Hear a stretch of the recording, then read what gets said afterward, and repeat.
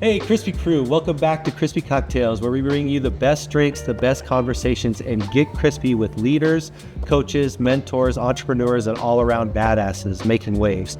If you're loving what we do, don't forget to hit that subscribe button so you never miss a sip of the action. And while you're at it, check out our website at crispycocktails.com for everything you need. Explore our flavors, find a retailer near you, browse our gallery, and get answers to your top questions. Before we jump in, don't forget to follow, share, and tag us while you sip. Now, let's meet today's guests. Cheers and get crispy. How long have you had this business going? The Crispies. So Crispies, actually, let's just start rolling right now. Yeah. So Crispies started roughly in 2019, actually. That's when I formed the business, and COVID hit, and I was actually working with a partner who, long story short, ended up moving away, and we kind of had a falling out. And so it actually started a long time ago, over 5 years ago. Okay. And then we started going with production, and our first iteration of the product, we just had two flavors, and it was King Peach and the Cherry Press, and they were not very good, to be totally honest. They weren't exactly what we were looking for, and we did a small order. We gave them to a lot of people. We got a lot of feedback and decided we needed to kind of like redo everything.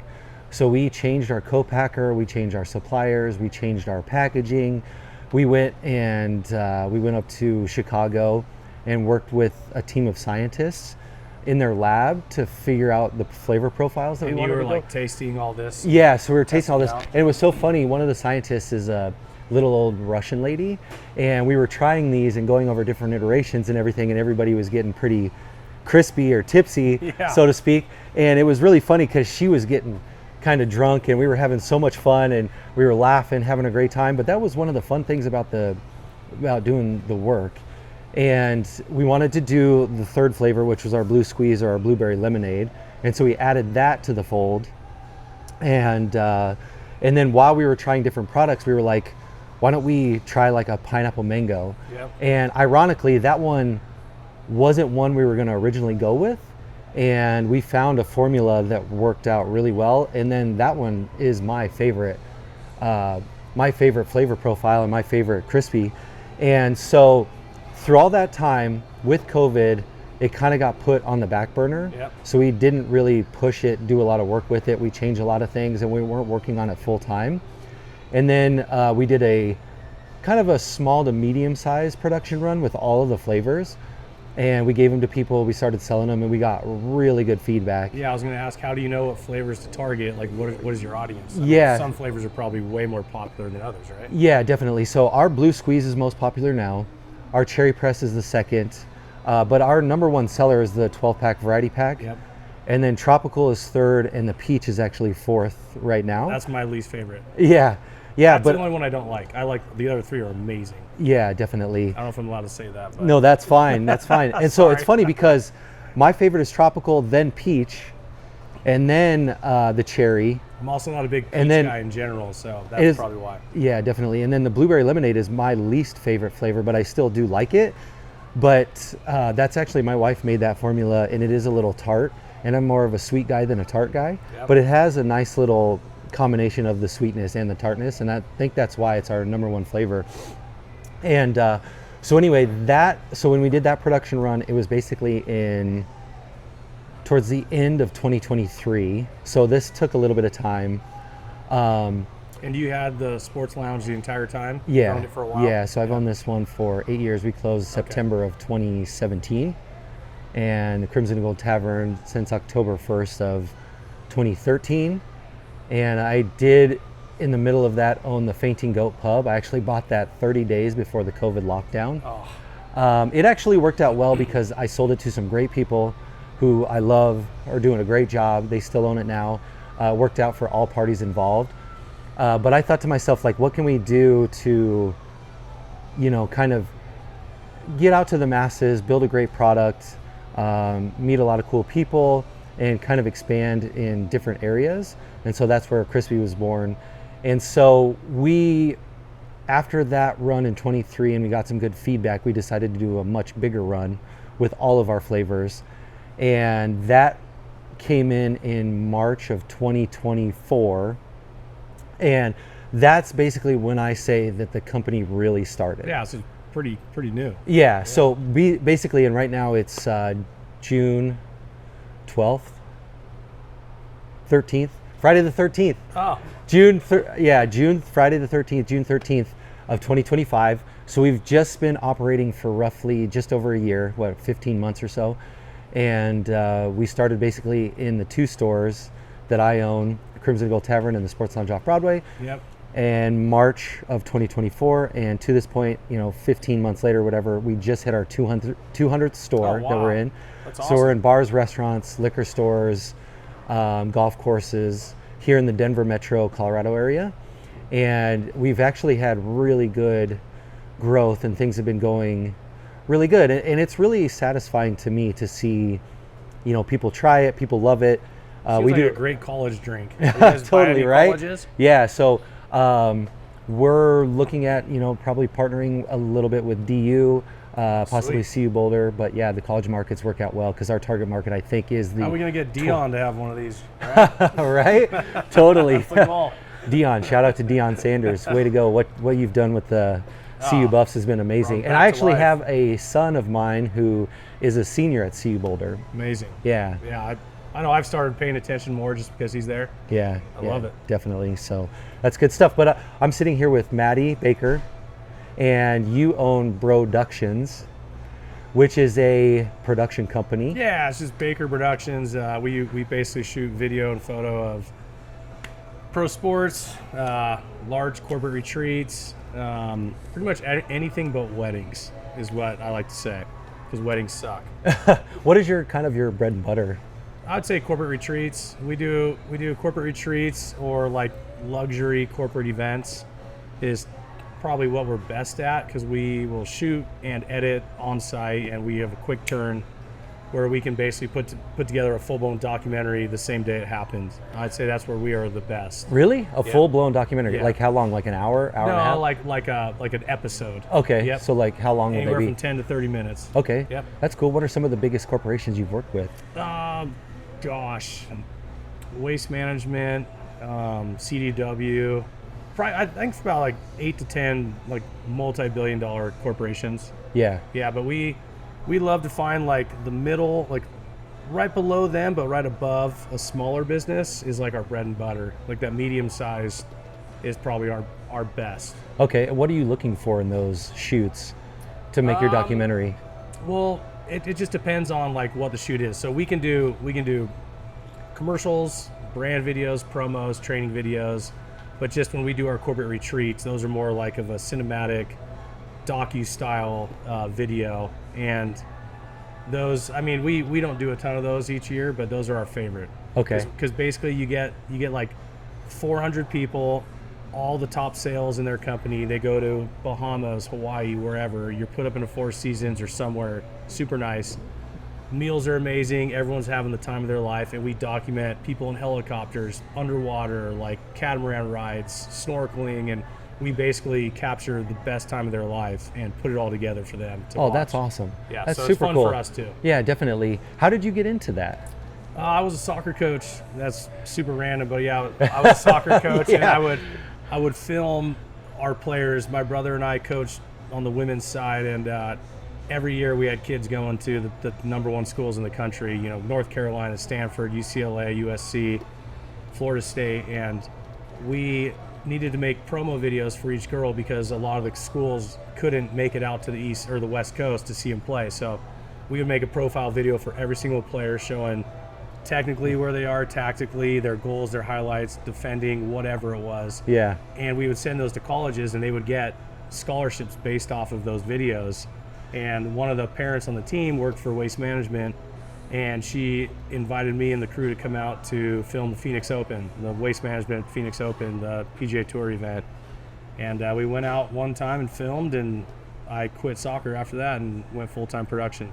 Damn, that's awesome. And so now you're working for yourself, and it's just you and your brother, right? Or do you have any employees? It was, but now it's just me. So Okay. it's just me. I don't have any employees, but I have 3 or 4 really good friends who basically are on every single job with me. They all run their own companies in the same field, and I tend to get a lot of the larger scale work, and I need more people than myself, so I just bring them in every time I need help. Yeah, that's cool. What is the best part about working for yourself? Oh, the freedom. Oh, That's what I say too. Freedom. Yeah, It's so nice not having to answer to anybody. 'Cause Yeah. You get to do whatever you want, when you want. And if you don't want to do it, you don't do it. It's great. And no one can get mad at you because it's your business. right. And then your success or failure all stems on you. Yep. And then do you have any like goals or aspirations to like grow any bigger? Do you want to be a one-man guy? Would you like to do anything other than that? I think it's a double-edged sword. You want the work, but you also want the freedom, right? So Yeah. how much are you willing to go? Like do I want to go make $1 million a year and have no freedom? Do I want to make $500,000 a year with freedom? What is that answer? And for me, I feel like I find a good balance of work and fun and life and experiences, because I love, like, as much as I love to work, I love vacationing and life way more, and I love hanging out with my friends and family and doing all that together. So it comes with a fee. It's a very expensive price, but I'm willing to pay it. Yeah. So your quality of life is way up there. I'm not perspective. trying to- Yeah. I love life so much. Yeah, totally. I think I do a good job. I think the best thing I'm at in life is life. I Yeah. think experiencing life is I'm better at that than most people in my position, I would say. Yeah. So, and to have that lifestyle and get that balance, how many hours a week or a month do you work towards your job? And I bet you your job doesn't even feel like it's work. Most of the time it doesn't. I had one client that absolutely sucked, and every hour I spent with them felt like 10. And that was doing these massive country festivals from Tim McGraw all the way down. And from the outside, it looked like the most amazing job because you're backstage, you're on stage, you're filming mega stars, right? But the people that ran it were super cheap, and they wanted more than a TV commercial wanted, and they paid the least. So that job felt awful. I hated it. I was about to quit, and then they fired me, which is great because I didn't have So you to do it. you like to be fired from that job for I'm working for those people. That was the best email I've ever gotten from them, was them saying that they're done. And I was like, thank God, because I was about to call them and say, hey, I've been hooking you up for like 7 years and I'm over it. And the best part was they didn't even call me. They just did it through email. So it's perfect. I never responded, never will. Why do you think they fired you? Oh, they're cheap. Yeah, they wanted to pay less and less and get more and more. And I understand from their side.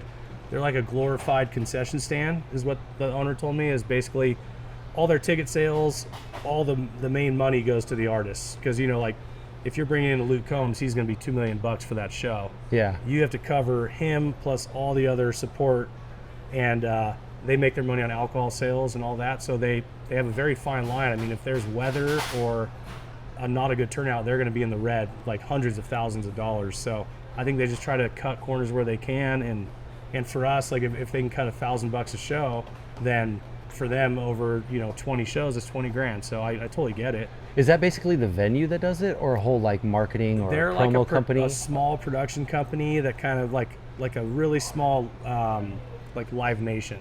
Okay. They just do this circuit around the West Coast, and they bring in a lot of the same artists. And the shows are great. They're 15,000 to 30,000 people, but they're just I was too expensive. That's it. Okay. And they wanted me every day, all day, and they didn't want to pay what they should have. Yeah. So it worked out, I think. Yeah, that's one of the worst It worked out clients. for me. Yeah, it's probably one of the worst clients you've ever worked for. Oh no, it's or the worked worst. With. It is the Oh, worst. hands down, they're Yeah, the worst. Yeah. okay. I hope they hear this. They sucked. Yeah. They absolutely sucked. I Okay. did so much for them, and I hated all of it. So Yeah. Tell me It's about nice. one of the best or the best customer or event you've worked for. Oh man, the best. Gosh, it has to be my brother. It's so seamless and flawless. Like we just went and filmed this professional. It's weird. It's a 7v7 tournament. It was on ESPN. Was it soccer or Soccer, volleyball? Okay. And my brother had a women's team. It's $50,000 to get into this tournament. Okay, winner gets $1 million. and there were like 48 men's teams and 16 women's teams. He's never been in it before. All these USA Women's National Team legends who have won World Cups and Olympic gold medals have a team every year, and they've won it every year. So my brother was like, I'm just going to get a bunch of random college girls that I know and find a sponsor and see if I can win this thing. And we actually documented the entire thing from start to finish in the hopes that he won it. He got to a final and lost to the USA Women's team, but it was such a cool event because he gives me the trust because he knows production side I will do, the best for him. So he's the best to work for because it's the easiest, it's total opposite of the client I hate.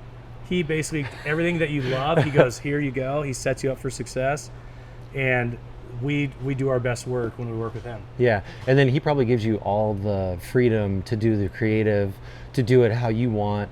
Basically, you're working for him, but almost with him. Yep. And he knows that you're going to put out a good product. It's just a trust thing, right? Yeah. Like he trusts me and he knows, so he doesn't have to guess or tell me what to do. But then at the same time, I also like pull through, right? And I give him quality. So every day we were shooting out recap videos, and we built this entire documentary, which we were going to try to get on Amazon Prime if he won it, but they lost. So we feel like there's not a doc there. And I know that this just finished like this week, right? Like Yeah, a few days ago. Yeah. And you're already done with the editing and the production and all of it? We or? were up until the final, then we just stopped because Okay. there's nothing to edit because we don't have a doc. Okay. We lost. Do you think that you'll finish it and then see if it'll get picked up by Prime or Netflix or anything like that? If next year he has a team and he wins it, we have a doc for sure. But when you don't win, you're just a loser. So it didn't work out. But I think that's a great story. I'd love to see the ending. I wonder if it's something that you could upload onto YouTube or something and see how many video or views you could get or whatever. I'm gonna wait a year. He's gonna wait win a year. I'm calling it right now. He's gonna win it next year. Okay, maybe mash it up from the losing team to the winning team. That's all we need. That's the plan? It's perfect. Yeah, you got to build fans by showing that you can't win. Everyone feels sorry for you, and then it's a pick me up, and you go and you win the next year, and you beat the team that took you out. It's gonna happen. Make it the success story. My brother doesn't lose too often, so I think he will find a way to win next year. Yeah. I would put money on it.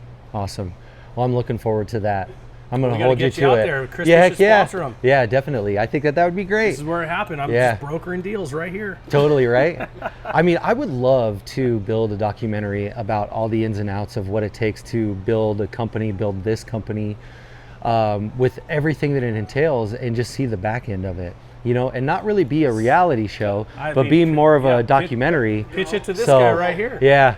No, I mean, Give me your elevator pitch right now. Yeah. Give me your elevator we pitch. always say too, the filming of what we do would be just as interesting, like Behind the scenes, the our BTS. BTS of what it takes to produce actually So- a video that's going to play on TV at the Ryder Cup or something. Like So I'll pitch it to you right here. So here's what we've always talked about wanted to do is, let's say you're at a country show, right? And it shows Ryan behind the scenes running up on stage with Tim McGraw, right? And then it goes from real life, like fast, normal speed video to cinematic slow-mo of his camera shot, right? And then it flips back and forth from like real time to like the cinematic, all behind the scenes though. It could be filming Tiger Woods at a golf event. It could be Tim McGraw. It could be a pro soccer team. It could be a restaurant. It could be anything, right? It could be a cocktail company. People, it's like what's crazy about Yeah. our business is we get access That's smart where too. most people don't. And we see how all the operations work, and it's all because we hold a camera in our hand, which is crazy. But I think people would love to see what that looks like because it's a different camera view from what they're used to, right? Like when you go to a concert, you're in the crowd. Or like if you're at Red Rocks, you're up in the stands looking down, you're not behind the scenes, backstage, on stage. And I think people would love to see what that looks like. Yeah, definitely. What's that old movie with like Brad Pitt and Margot Robbie? Once Upon a Time in Vegas or in LA I'm the or whatever. worst person to ask. Once Upon a Time in Hollywood, that's right. And they film all the backstage and you see that from like the 20s and 30s. Yeah. It's super interesting. So I totally get it, for sure. That's a good one. Be exactly like. Yeah. I don't know any movies, so I apologize. I won't Yeah, no worries. know the reference. So Who's Brad Pitt? he's our next guest. So Oh, sweet. His ratings are going to spike. yeah, totally right. So, but and it's funny, you said you work with your brother and you get along great. He's the best client to work with. I have a brother that's 5.5 years younger than me, and I would love to work with him. And I know that we fought a lot when we were young, and now he runs his own business. He's a boat captain in Lake Havasu. Cool. He does his own charters and he does his own thing. He's kind of like you in a sense that he's a one-man band. He does the charters, he's the captain, he's the accountant, he's the guy that does the social media, he does shout out to Have a Surf Water Sports down in Lake Havasu. When you're out there, get him. He could teach you how to surf, wakeboard, ski. He does the tubing, he's got a badass boat. But I would love to work with him in some sort of aspect when it comes to business. I know he's, slinging Crispies down there. He's loving it, doing that thing. But I think that doing business with family can be a touchy subject, and it can be very difficult, because I know some people that are definitely don't want to do it because it'll cause too much tension between the family. And some people like you that can do it and have a great time, and I it's think your it comes best down to the work, person. I mean, right? if you're a good person who actually loves your family, then it's a piece of cake. If you're not honest with yourself, it's going to be freaking awful, because someone's going to be selfish in the deal. But my family's very unselfish. My parents were amazing growing up. The fact that they would whack me with a wooden spoon when I was a piece of shit was the best thing that ever happened to me, because later in life, I think when I got to my 30s, I just realized how much easier certain aspects in life were because of the discipline. Yeah. And that's why I could do business with any family member anytime, and there would never be a gray area or any shady moments, Yeah, for sure. I think that a lot of it does come down to discipline in being a good business person, being a good, family member, being a good husband, wife, spouse, just in general. That's one of the things that I work on so much, and it takes a lot, right? And I think that going through difficult things and being comfortable being uncomfortable, Yeah, you learn, man. right? You Yeah. definitely learn, and then you great. can get through anything, It's right? a great test. Yeah, totally. I love it. I love when things suck, because you're like, Right? You see what you're made of, right? Well, when you're at the bottom, is there only one way to go. Yeah. You're not going to keep bouncing down. You're only going to go, girl, right back up. Yeah. I You- love it. You got a story from when you were at the bottom? Did you had to bounce up? Oh, when my mom almost died. She had cancer. She was in Hawaii with my dad and relatives, and she was not hungry. She was trying to eat. She couldn't. She just felt full, and she came home, and no one knew anything was going on.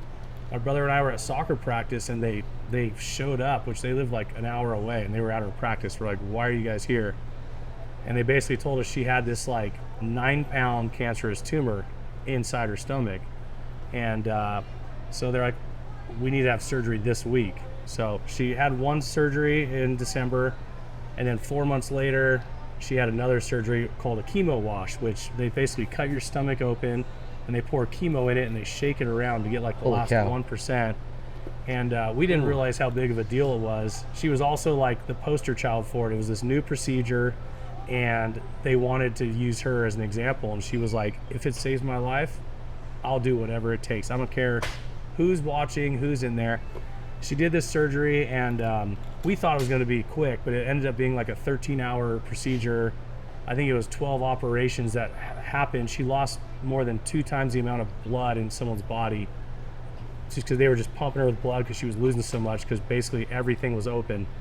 And her doctor was just a stud Italian guy. He had 4 fingers. I was like, this guy's working on my mom. I was like, his finger. I was like, are you kidding me? Is this a joke? And everyone's like, he's the best. It was like, imagine if he had 8 fingers. He would do way better. The guy was a stud, okay? That's he comes funny. out of the surgery, and we're like, hey, why is it taking so long? What's going on? And he's like, well, I don't know what's going to happen. And we're like, what do you mean? She's not fine? He's like, I don't know. So she was in ICU for 6 weeks, and luckily at an amazing hospital. She somehow made a full recovery. She lost 100 pounds after surgery because she Holy couldn't cow, eat. 100 pounds in 13 weeks? She basically, from the time of the surgery, and I would say within a 6-month window, she lost 100 Okay. pounds. Wow. But it was at the point where we were worried she wasn't going to have enough food to survive because she was just shrinking. And she made a full recovery. She's a freaking badass, stronger than ever. And she's been cranking real estate up in the mountains where she lives, and she was a top producer like 4 years in a row after her surgery up in that whole area. But that moment in my life, I learned so much. I learned how much I didn't care about anything else but my family and friends, and how precious life is and how fun it is, and just make the most of it. And I think that's where I made a change in my life, to just make the best out of any situation. Like, no matter what situation you're in, is it really the worst, or could it get worse, right? So like, just make the best of it.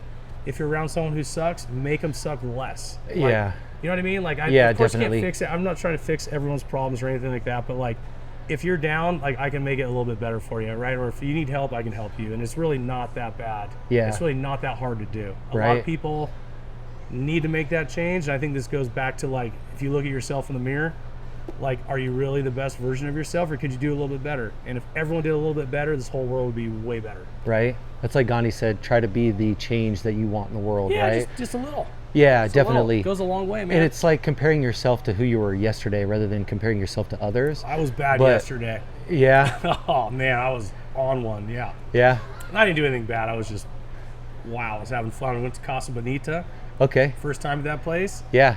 Oh, A staple dude. in Colorado. Oh, I wanted to just cliff dive. like So those it's guys. funny, my dad actually used to cliff dive there way back in the Really? day. Yeah, he was on the dive team at Kennedy High School, and they wear needed the somebody. little shorts, yeah, too? oh yeah, the real little ones. Sweet. Yeah, yeah, totally. That was my favorite part. But he was one of the alternates to dive there. So yeah, and I think that what is it, Matt Parker, the guys from South Yeah. Park own that place Oh, they now. bought it. Yeah, and it's super popular and everything. But they've got the cliffs inside where That's you how can I jump heard into of the it. water. Was Cartman. Yeah, it That was Cartman. Casa Bonita. Yeah, from nice. Yeah. Yep. But yeah, I want to go back to like what you said about your mom too. Like, I always, when I get down on myself and things are bad and super frustrating, I think about what are 3 things that I can learn from this, or what are 3 things that are good that can come out of this? What are the opportunities that it will bring?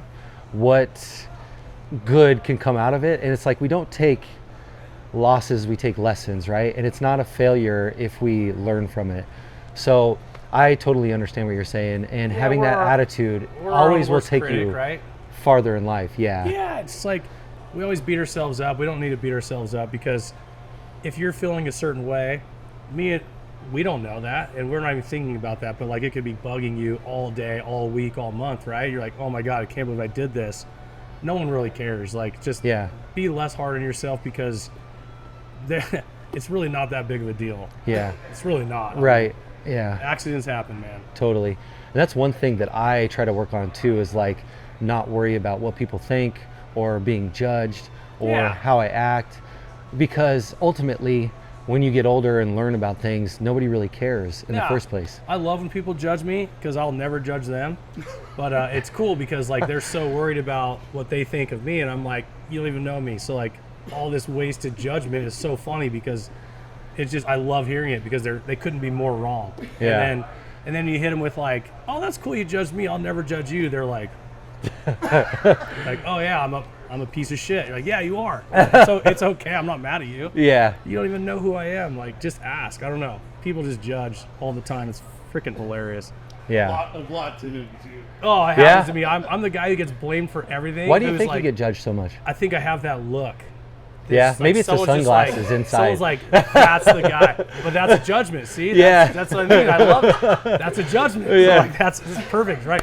Exactly. We're what I'm going to get talking to the about. bottom of this by the time I we're don't done. think we're ever going to see Yeah. the bottom, ever. Yeah. I think it's one of those undiscovered mysteries that we're never going to know, Yeah. ever. And Ryan's seen a lot of it when we're on trips and things happen, and I just shake my head. I'm like, dude, are you serious? And he's like, I've never seen so many things happen to one person. Like, how are you not mad? I'm like, because it's funny. It's funny. Never Like, happened to me. it's It's just judgment. It has to be. Yeah. I can't even talk about it because people think I'm a liar. So I just let it go. Just It's let like, it go. It just bounces off this positive skin right here. It just Nice. bounces off, dude. Yeah. I don't know why it's not penetrating. It's just bouncing off, dude. Bouncing off. Too positive. It's because I drink these Krispies. They're just the most positive things Yeah, I've ever totally, had. right? I love these things. Yeah. How do As you long stay as it's not mango. How do you stay so positive though in reality? Like, are there Easy. things that you do? Is there No. like a routine that you have? You would think there'd be like all these things I follow. I don't follow anything. I do everything opposite from most people. I just think, am I going to get stressed over this? And the answer is no. Like, you could crash into my car right now, you could steal my camera. I don't care. It's fine. Like if I bitch and whine about it, where's that going to get me? Yeah. All I'm going to be is a bad friend to you guys. Like, you're like, dude, this guy won't stop complaining about his camera that got stolen. Who cares? I don't know. It doesn't bother me. Do you think that you got that while you were growing up, like as a Nah, kid, after or you got my it when you mom. were After your mom? I flipped the switch. I used to be a freaking hothead, and I played sports, and I was like, I'd get red cards. I was always like aggressive and just intense. And after that, I changed. I was like, this is stupid. I don't need to be like that.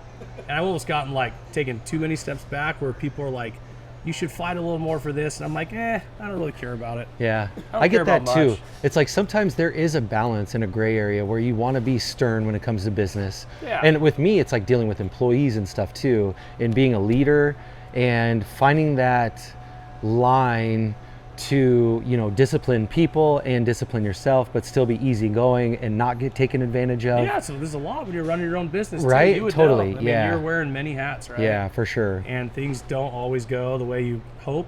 And Yeah. that I think those challenges when things don't go right is what fuels me. It's like I look at like a bad situation, like a video game almost, where like, can I get through this level? Right? You're like level 20 on Tetris. Like, can I get through it? Yeah. And I think that's what makes me like positive and try to get through, is because it's stacked against you, and it's like, oh boy, this happened. My employee just got fired or quit, and they put me in this bad situation. It's like, how can I navigate through it? And Yeah. I think that's why I stay positive. Is I just look at it like like the hardest times of your life, I think, are the biggest challenges of your life. So like, use it like that, and if you get through it, it's very motivating. Yeah, and how are you going to grow if you don't have challenges, right? You can't. Yeah. It's impossible. And it sucks to go through it, but at the same time, it's like, well, see how strong you are. Yeah, and you'll get over it. Everybody's always gotten over everything that they've ever encountered. Yeah, you're never not gonna unless you die. Right? That's the only Exactly. way. Yeah. Totally, And right? If you die, you can't You don't worry remember about any it, of right? 'Cause well, you're you dead. can't. Yeah, you can't even talk about it. Yeah. So and it creates really good stories to tell. I think it's great. I think any hurdle is a good one, and if you get over it, it's motivation to keep going, right? Or Yeah. do something new or try something different. Were you ever a hard ass in your business before you became more positive? No, I've always been like, I always call it like I was a player's coach when I coached, and when I'm in business, I feel like I think about the team more than myself. So I used to have a business partner for a while, and he was that person. He had many insecurities, and I think he took it out on the crew. But he's a great businessman. He really was, and he's doing well.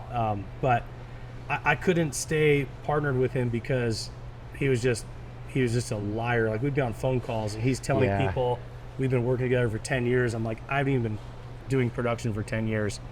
But the guy, he'd be like, hey, what's this job cost, do you think? I'm like, $20K. He goes, I'm going to charge 60. I'm like, oh, dude. Like, but he's good at it because he talked people into it. But I'm not that person. I'll never be that person. I love people way too much to rip people off or do anything bad. So that helps me and hurts me in business. It helps me with finding people you trust. It hurts me with the dollar amount because I just can't rip people off. So it's like, that's why I said it's a double-edged it's a give sword, and where it's take. like, that's why I try to find my happiness, and then, work fill in here and there. And if you can do both, which I feel like I do, it's awesome. Will I ever be a millionaire? Probably not. Will I ever be unhappy? Probably not. So what price will you pay for happiness? I think I've found that balance. Yeah. That is such good advice. I love that. I really do. Because I think that happiness and freedom, there's no price tag. It's priceless, right? I think that. Like, Yeah. so many people all the time are like, dude, I wish I lived your life. I wish I could do that. And I'm like, well, you could.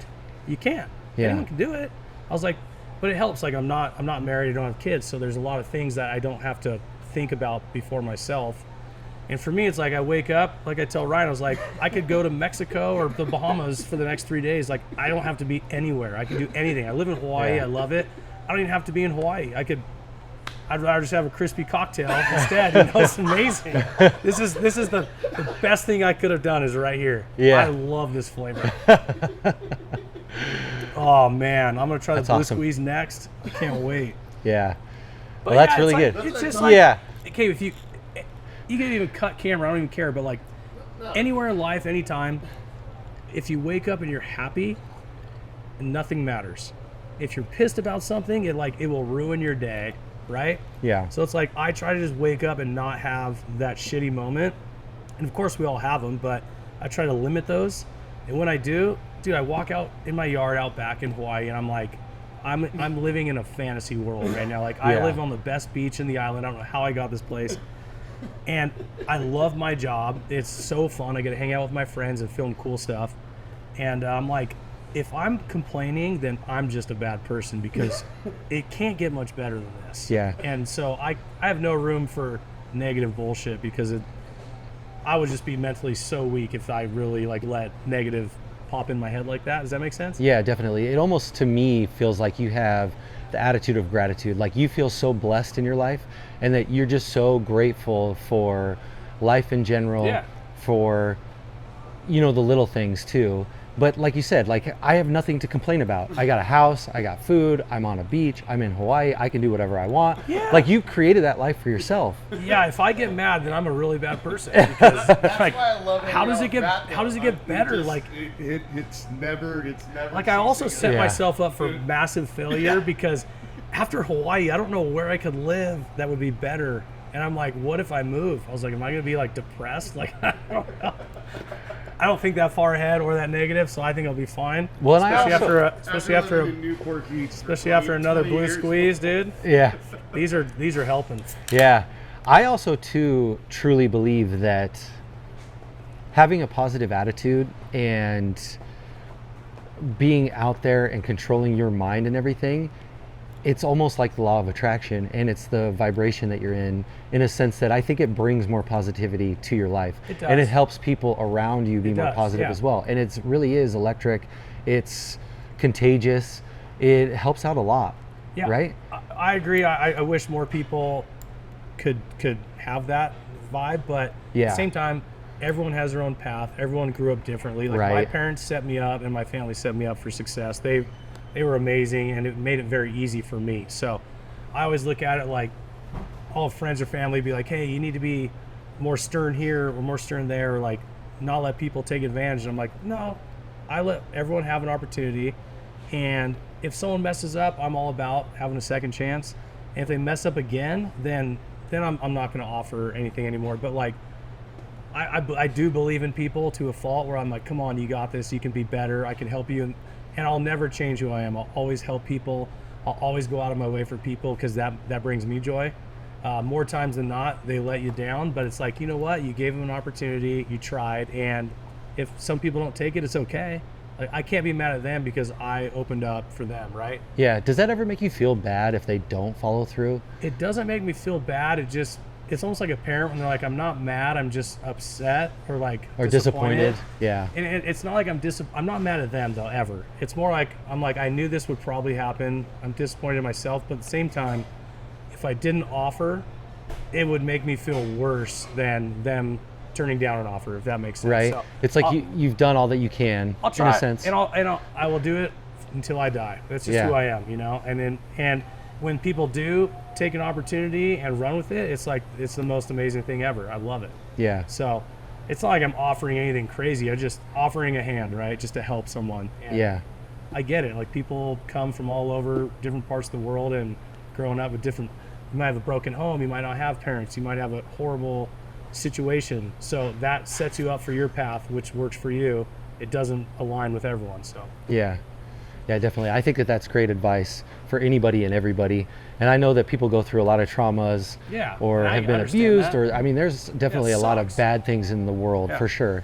But keeping a positive attitude and knowing that we'll get through anything, I think, you know, helps get through any type of situation, or at least makes it a little bit more, you know, productive or positive in a sense. So Well, at the end of the day, it's like what I think of is what would my friends or my family say about me? And it's like, I hope they would all say that, you know, no matter what happened, Matt always tried his best to like make things better. That's how I want to be remembered, if you even remember me. But that's how I think about it. It's like you've had friends come through your life.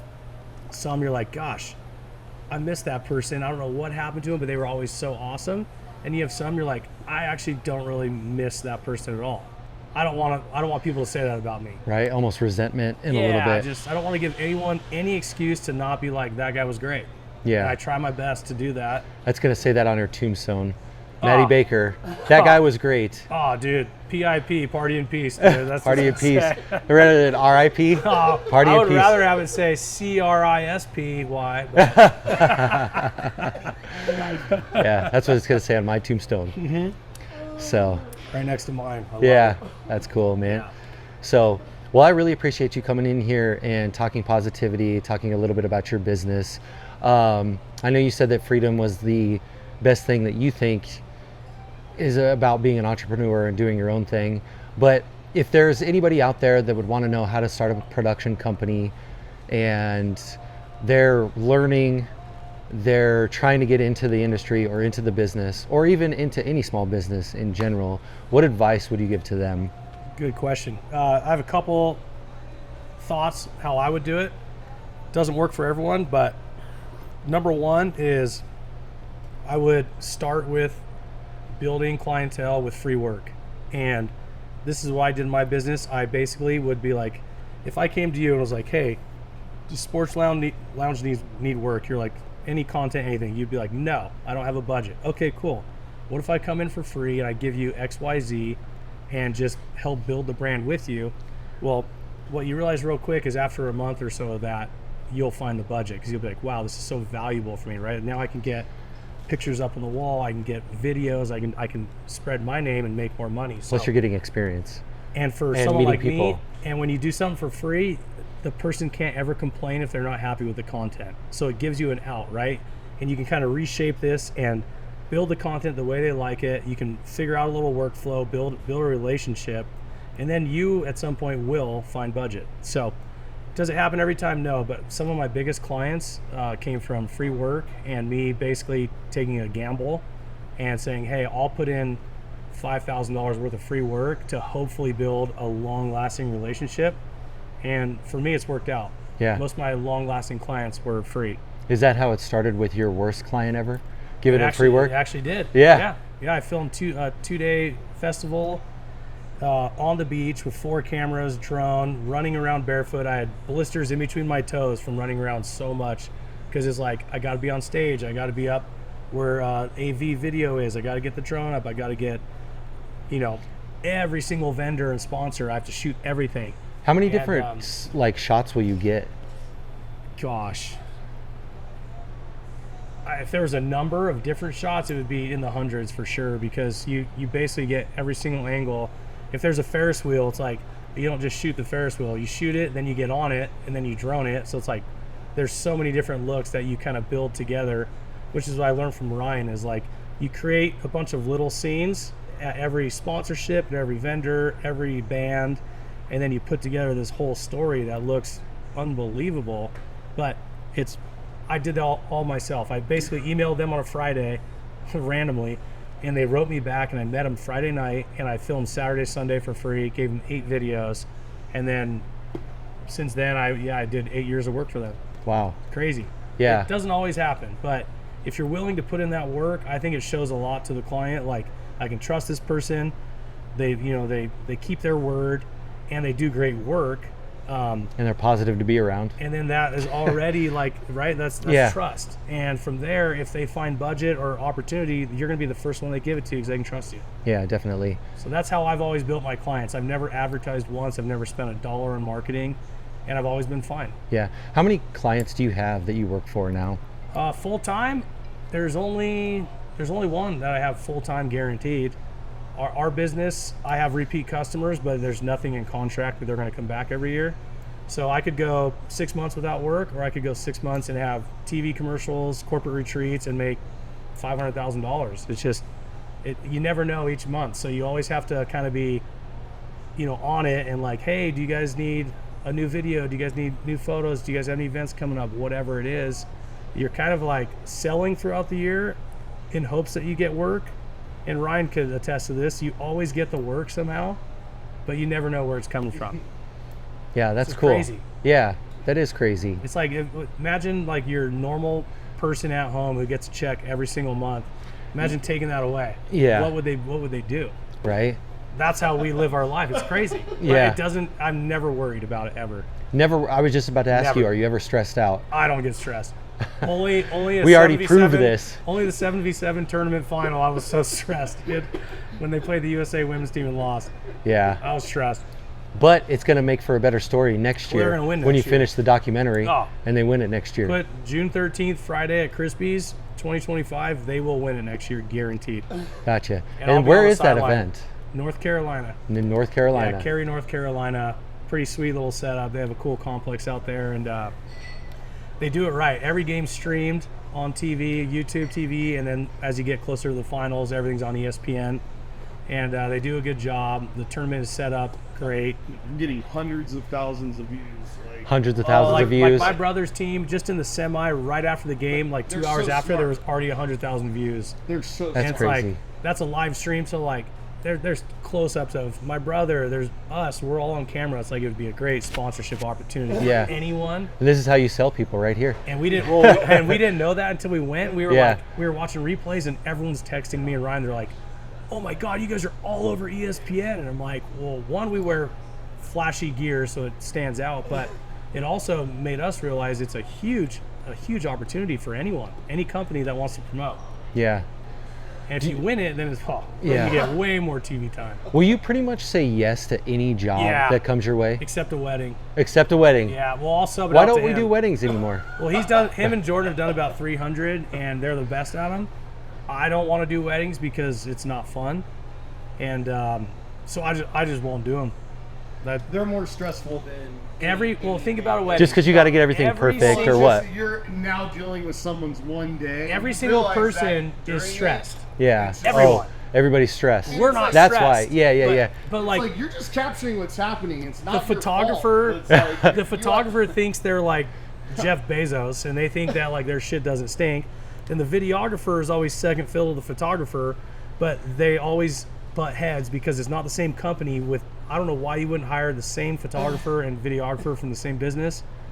Maybe people should listen, but it's all these egos colliding. Like the wedding coordinator, the bride, the mom, the photographer, the videographer, the assistants, and everyone is just they are unreal productions. no one works as a team. It's like if I ever did a wedding, we would run video, photo, all of it, and it would be so easy. And it probably would be very successful We're, business. we're talking about where they're spending $100,000 on just media. Like $100,000 on just media. Yeah. for like Oh, our it's a averages production. were like $25K at the end. Dang. And that was- they're that was- $1 million that was weddings, like and you're almost just 10 years ago. It's insane. What are some of the things that I know we talked about if somebody was new getting into this industry and stuff, but what does it take to be a really good production company, a really good videographer, a successful person in your industry? I have no idea, because I don't really look at myself like that. I don't know. I actually don't have an answer. I'm sorry. Well, I know that you I talked don't about know. hard work, having a positive attitude, really like picking and choose your clients and not working for assholes. Yeah. You know, saying yes to all the jobs that you can get, maybe not doing the stuff that doesn't work or it's stressful, like weddings in your Truly point. have to love what you're But you like, gotta have to love what be- you're doing, right? Yeah, You like have to love I- camera, which we don't even really like cameras. I know we're so different from most production people. It's weird. We're super outgoing and love life and talk We're- to everyone. Super No one extroverts, else but doesn't. everyone in our industry is so boring and like wears all black and like don't talk to people and they're introverted, and which is fine. They're really good at their job. Like I still to this day will never admit that I'm like a professional at what I do. I don't even know how to work half the cameras I use. I just figure it out. Most people geek out on it and they study it. And they're like, oh, this is your ISO here and your aperture. And I'm like, who fucking cares? It looks right to me through the lens. Like, and it doesn't even matter. We talk about it all the time. It's like you could put so much effort into an edit or little effort and the client won't even know the difference. So I don't know what the answer is. I feel like we always just try our hardest just to build a relationship and make sure people are happy, right? So as Yeah. long as they're happy, I'm happy. And if they're not happy, then let's just figure out a way to make them happy, because you know their vision is not your vision. And what I could think something is so cool on camera and someone's like, I don't like it. And that happens all the time. Being on the same page and making sure the client's happy, sometimes it sucks, but you just got to do it. And when you have no emotion in your filming and editing, it's super easy. Yeah, for sure. You can't have emotions tied to it. Yeah, It's just not. You're gonna lose. yeah. Sometimes that's hard to do. How is but that you in gotta your think. business? Like, I'm curious. Like running this place, and then also having your passion, right? And Yeah. like making this come to life. There's got to be so many hurdles. Like, There's so how many are you hurdles. successful? Like, I feel like I'm a positive guy too, and I'm an optimist, but I'm also a realist. Yep. And I think that good leaders stay calm in tough situations. Yeah, I agree. And so, like with me, it's like you said, we're going to get over it. We're going to figure it out. We're going to solve the problem. You know, is it something that's immediate that needs to get done? I like to, what's nice with me too, with the employees, I can pick and choose who I hire. And I try to use the OQP method. We, hire only quality people.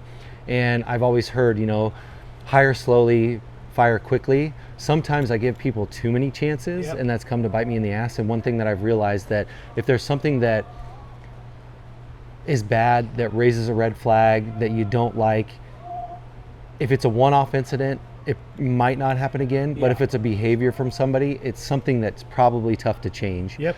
And so, I just think of the positive. I think of, how are we going to get through this? With me now, I've built up a network of people that I can use, with accountants and plumbers and electricians and HVAC people that I can call, that I can work with, that I know that do good work, That's that aren't huge. going to rip you off, that will show up, that can fix things.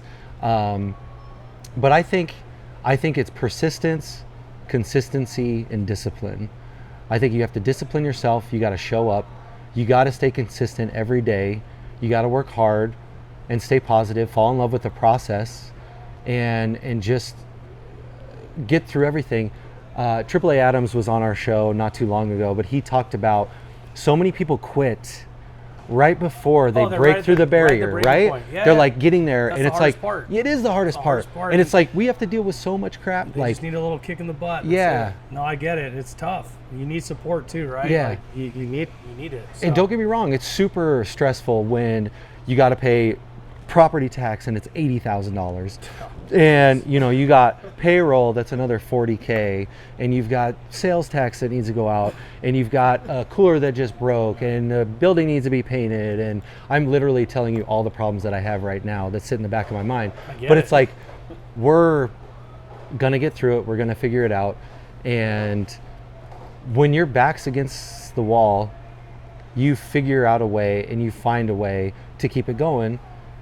And that's where the persistent comes in. Yep. And the thing is, I think about the sunk fallacy cost too. Like, when's the time to give up if you keep dumping money into something, or the hard work into something? And that's where you really need to reflect and really assess your situation, think about things. I think that people forget to think nowadays. They just go through the motions and stuff like that. Really think about your future. Think about where things are going. Think about your business. Think about your employees. So that's why I try to, spend time every morning focusing on big problems that we're trying to solve, all of that stuff. But, working hard and consistency, getting up every day, continuing to do it when it sucks ass, Yep. when your freaking toes are blistering, when you're light on cash flow, Yeah, you're just when you're doing spending whatever. more than you have, Yeah, right? totally. So I have a buddy in Hawaii, good buddy. He owns a restaurant there. He's never been in the restaurant industry. Where I live in Kailua, it's like a small town.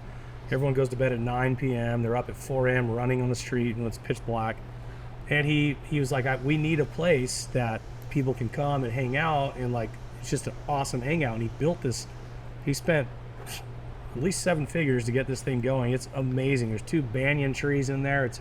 I bar back there for 3 months this last winter, and he's going through some of those things where he's in the red every month, and he's forking out money, and it's like this place is cranking, but the chef is spending way too much, and they're not cutting down where they can. But if this place closes down, it's it's gonna kill this guy. But it's such a sweet spot where our whole community comes together and has drinks and food, and it's an amazing experience. But when you're talking about those things, I was just thinking of him, oh man, yeah, it's so hard. He's at the point, I think, where he's do I quit or do I push yeah, and try to make this work?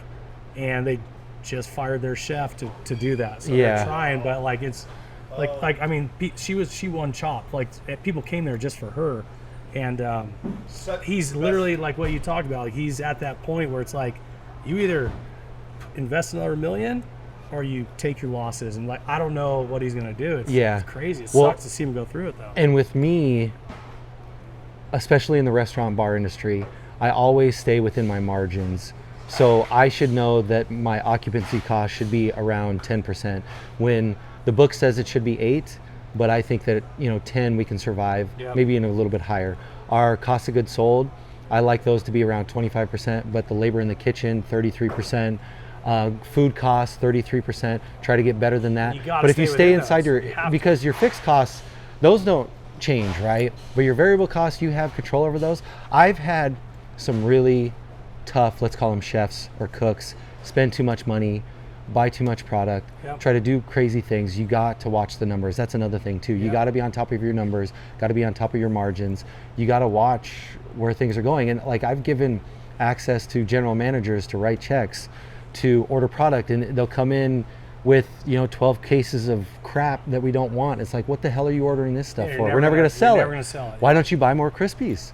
So it's like, I totally get it. And that's where it comes, like being stern and being positive and consistent, holding that line and making things work. So, well, Maddie, I really appreciate you being here. Oh, where can we find you guys? Where can the people find you? I know you have an Instagram. It's Maddie Productions, right? It's just Baker Productions. Oh, Baker Productions. I'm sure Productions, BRO. But if they are, Baker Productions. Or they can find us drinking Krispies at Sports Lounge. Yeah, and we're actually right now about to go hit the lake, make another crispy video, and that's part of your job. Yeah, we're going to crush it. Yeah, I'm not even worried. So, well, thank you so much for being on here. Thanks for having me, Appreciate man. Appreciate it. Yeah. That was awesome. Totally. Cool.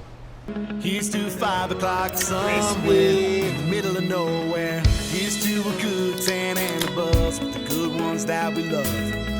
Here's to 2 for 1 on ladies' night. Here's to the 19th hole. Anchors down and bottoms up. It's almost time to start the show.